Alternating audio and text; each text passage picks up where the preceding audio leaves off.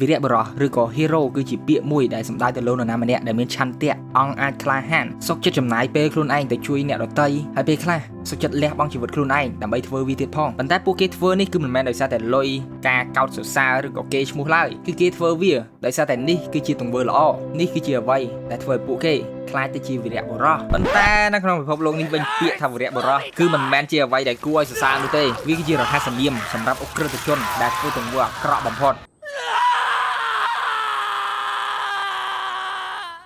នៅពេលដែលខ្ញុំឃើញចំណងជើង anime នេះមុនដំបូងគឺខ្ញុំគិតថាវាគ្រាន់តែជា isekai មួយក្នុង isekai 1000ទៀតដែលចេញជារៀងរាល់ឆ្នាំហើយ 90% សិតតែមើលអាការទាំងអស់ខុសពីរឿងផ្សេងដែលយើងមើលដំណើរផ្សងព្រេងរបស់វីរៈបុរសដែលចង់ជួយពិភពលោកឲ្យរួចផុតពី Demon King ឬក៏សត្រូវណាមួយនៅក្នុង anime នេះគឺយើងមើលដំណើរសាច់រឿងរបស់អ ுக ្រិតជនមួយក្រុមដែលបំពេញការងាររបស់ពួកគេមិនមែនដោយសារតែពួកគេចង់ធ្វើវានោះទេប៉ុន្តែដោយសារតែវាគឺជាទីរណកម្មដែលគេដាក់មកលើហើយ anime នេះគឺពិតជាមានសាច់រឿងមួយហើយតួអង្គល្អខ្លាំងមែនតើខ្ញុំអត់ដែលឃើញរឿងណាមានតួអង្គឯកតួអង្គរងល្អដល់ថ្នាក់ហ្នឹងនិយាយមែនតួអង្គសិតតែគួរឲ្យចាប់អារម្មណ៍ទាំងអស់អញ្ចឹងនៅក្នុងវីដេអូនេះគឺខ្ញុំនឹងជួយចែករំលែកពេលកំសាន្តរបស់ខ្ញុំជួយចែករំលែកបុណ្យឲ្យគ្នាទៅវិញទៅមកហើយអ្នកទាំងអស់គ្នាអាចឲ្យបុណ្យដល់ខ្ញុំវិញដោយ like subscribe comment ហើយ share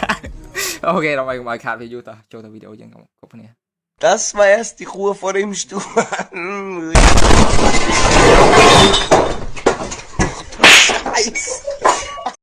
មានក្មេងប្រុសម្នាក់ឈ្មោះថាដូតាបានរត់គេចចេញពីសត្វចម្លែកមួយតាមស៊ីគាត់ជាមួយនឹងរបស់ដែលខ្លួនបានលួចយកមកតាមហើយនៅពេលដែលអាប៉ែតនឹងត្រូវងាប់នៅកន្លែងហ្នឹងហើយដូតាបានស្រែកហៅឈ្មោះ Zylo ឲ្យមកជួយគាត់ពេលនោះបរិសម្នាក់បានហក់ចុះមកចាក់សម្លាប់សត្វហ្នឹងក្នុងមួយរំពេចភ្នែកហើយដូតាហើយនឹង Zylo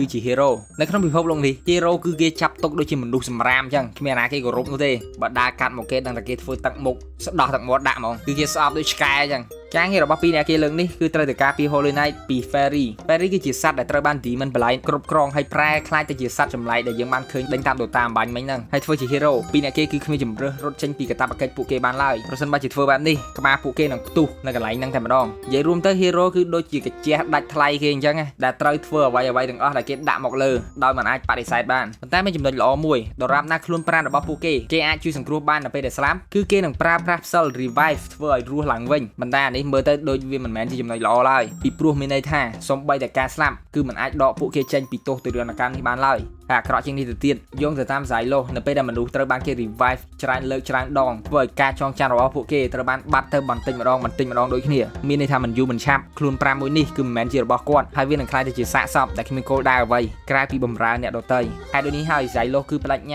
ាថាគាត់នឹងរស់ទោះមានរឿងអីកើតឡើងក៏ដោយអូចាំមករបស់ដែលដូតាលួចយកមកហ្នឹងគឺជា Goddess គឺជាអាវុធដែលមនុស្សបង្កើតឡើងជាយូរមកហើយដើម្បីយកមកប្រយុទ្ធគ្នាជាមួយនឹង Demon Lord ពេលនោះនៅពីក្រោមពួកគេ Zylo បានឃើញ Holy Knight មួយក្រុមត្រូវបាន Fairy ចាប់ដើមស៊ីម្ដង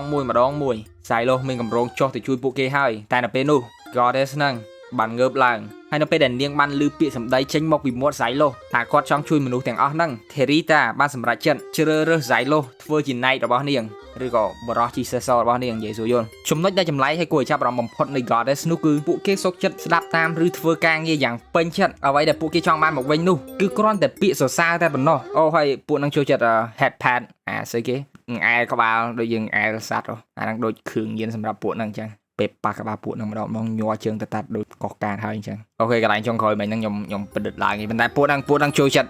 តប៉ះក្បាលហ្នឹងខ្ញុំអត់ដឹងកាត់ហើយ Terita សុខចិត្តឈោងដៃជួយផ្ដល់ថាមពលរបស់ខ្លួនឲ្យទៅ Zylo ប្រើហើយតែ Zylo បានតទៅវិញថាខ្លួនស្អប់ Goddess ហើយបន្ទាប់មកគាត់បានហក់ចូលទៅជួយ Holy Knight តែម្នាក់ឯងទៅអាប៉ែហ្នឹងបានចាប់ផ្ដើមសម្លាប់ Fairy ទាំងអស់នៅកន្លែងនោះហើយជួយ Holy Knight ដែលនៅសេសសល់នៅពេលដែលពួកគេបានដឹងថា Zylo គឺជា hero គឺពួកហ្នឹងរើសអើងខ្លាំងមែនទែននិយាយរួមពួកហ្នឹងគឺអស់សង្ឃឹមថាខ្លួនឯងបានរស់ដោយសារតែ hero បានជួយគឺវាប៉ះពាល់ទៅដល់គេឈ្មោះរបស់ Holy Knight ទាំងមូលតែម្ដងZylo គ្នាមិនទាន់បានសម្រាប់អីស្រួលបោផងមានបរិសម្នាក់ឈ្មោះថា Venethan បានតាក់តងមកគាត់និយាយថាការងាររបស់ពួកគេគឺមិនទាន់រួចរាល់នោះទេព្រោះឥឡូវគឺមានក្រុម Holy Knight មួយទៀតមានកម្រងចូលទៅវាយលុក Demon បល័យតែម្ដងអូហើយបើអ្នកទាំងអស់គ្នាឆ្ងល់ពួកគេអាចតាក់តងគ្នាតាមរយៈសាក់នឹងបាន Kivia ដែលជាអ្នកដឹកនាំ Holy Knight មួយក្រុមនេះគឺកំពុងតែត្រៀមធ្វើសង្គ្រាមជាមួយនឹង Demon បល័យពួកគេបានប្រើ Thunder Staff បាញ់ទៅកាន់ Fairy ទាំងអស់ដែលដើរឆ្ពោះមកកាន់ពួកគេប៉ុន្តែពីមួយជួរទៅមួយជួរពីមួយ wave ទៅមួយ wave Fairy ទាំងអស់គឺវាកើនឡើងកាន់តែច្រើនជាងមុនហើយកាន់តែខ្លាំងជាងមុនទៀតរីឯខាងមនុស្សវិ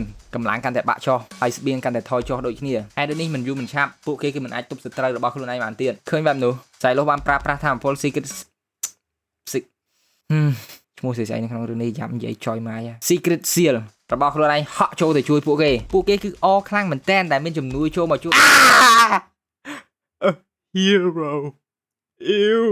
យាយលោកខំសម្លាប់ Fairy ទាំងអស់តាមតែខ្លួនឯងអាចធ្វើបានតែការប្រយុទ្ធរបស់ពួកគេគឺមិនទាន់បានសម្រេចនោះទេព្រោះឥឡូវនេះ Demon Lord ទី47អត់ Gogi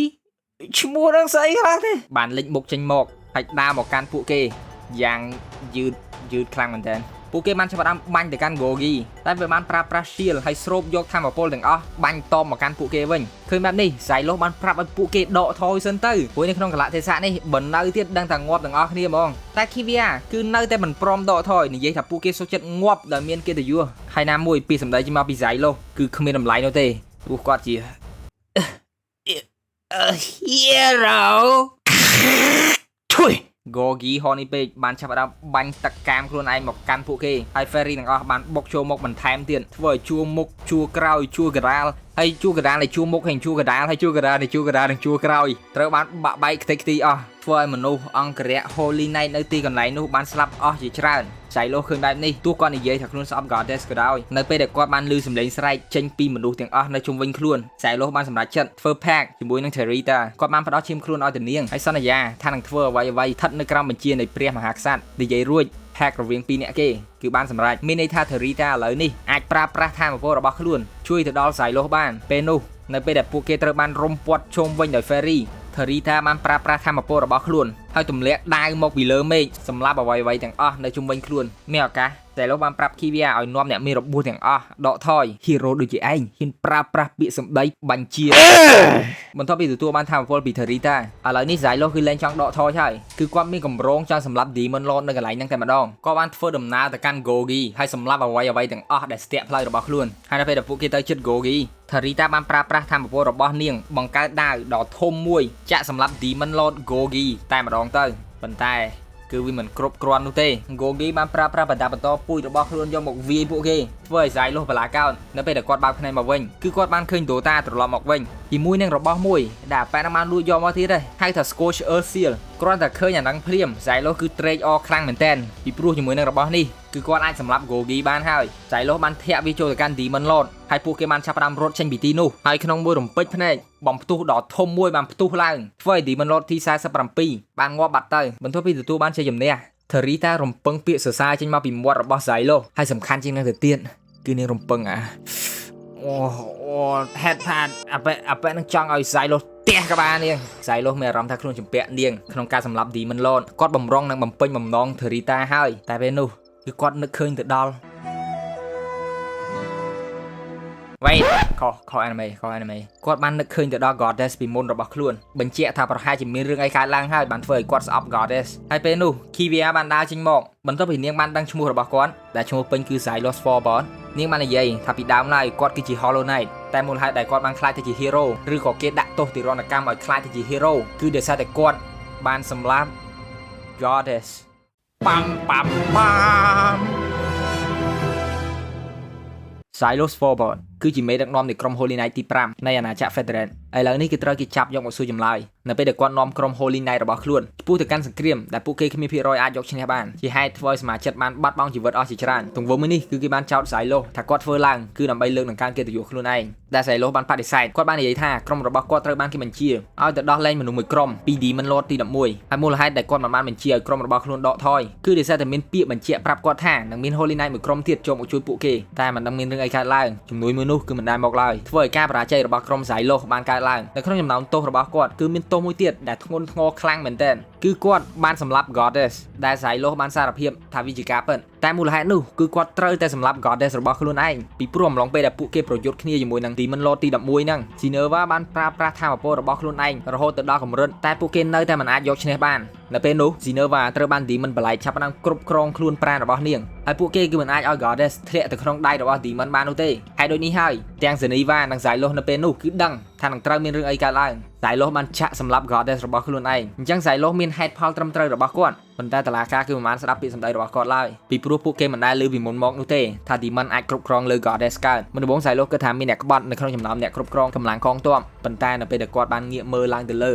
ទើបគាត់យល់ថាអ្វីៗទាំងអស់តាំងពីមនុស្សដែលគាត់ត្រូវទៅជួយនិងជំនួយដែលគេបានសន្យាឲ្យគាត់គឺ គឺមានគេបានរៀបចំដើម្បីឲ្យរឿងទាំងអស់នេះកើតមានឡើងដើម្បីឲ្យគាត់ធ្លាក់មកដល់ចំណុចនេះហើយដូចនេះហើយ Zylo ក្នុងគោលបំណងចង់សងសឹកឲ្យក្រុមរបស់ខ្លួននិង Goddess ដែលខ្លួនត្រូវបានសម្លាប់គាត់នឹងដើររកហើយសម្លាប់អ្នកដែលរៀបចំផែនការមួយនេះរីឯទោសទណ្ឌកម្មរបស់ Zylo ធ្វើឲ្យក្រុមខ្លួនឯងត្រូវបានបាត់បង់ជីវិតហើយជាពិសេសទោសសម្រាប់គាត់សម្លាប់ Goddess Zylo គឺត្រូវគេបានដាក់ទោសឲ្យខ្លាចទៅជា hero អូខេចឹងមានតែប៉ុណ្្នឹងអេពីសូតទី1បើសិនបើជាអ្នកទាំងអស់គ្នាចង់បានភាគតទៀតដាក់លេខ2នៅក្នុង comment បើអត់ចង់បានភាគតទៀតទេដាក់នេះអូខេអញ្ចឹងមានតែប៉ុណ្្នឹងកុំភ្លេចជួយ like subscribe comment like share បើសិនជាមានកំហុសខុសឆ្គងកន្លែងណា comment ប្រាប់បានអូខេអញ្ចឹងបាយបាយ make sure to like and subscribe